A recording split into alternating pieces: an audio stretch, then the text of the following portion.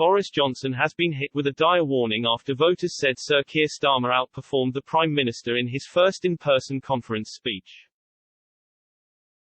In findings likely to set nerves tinkling, snap polling from after the Labour leader's speech in Brighton indicate it was a hit with Britons. A survey by Opinium found 63% agreed with Sir Keir Starmer, while 57% said he appeared strong and 63% said he came across as competent. A total of 1,330 people were shown excerpts of the speech before being asked for their assessment. Sir Keir's speech lasted for over an hour and a half and outlined his broad vision of Britain.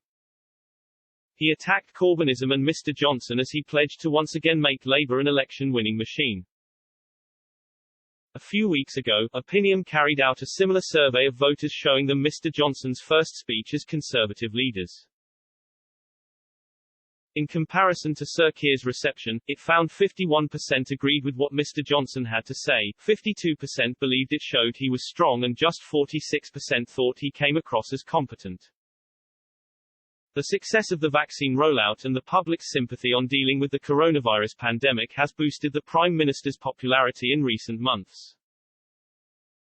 Meanwhile, Sir Keir has been accused of sniping at the sidelines and failing to be constructive at the time of a national crisis. With the pandemic largely over now, the latest polling on Sir Keir will be a warning to Mr Johnson that public mood could shift. In his speech at the Labour Party conference, Sir Keir attacked Mr Johnson for being a trickster not fit to be Prime Minister. He looked to present himself as a serious contender for number 10, claiming under his leadership whose country will go forward. It's easy to comfort yourself that your opponents are bad people, he told Labour members. But I don't think Boris Johnson is a bad man, I think he is a trivial man, I think he's a showman with nothing left to show.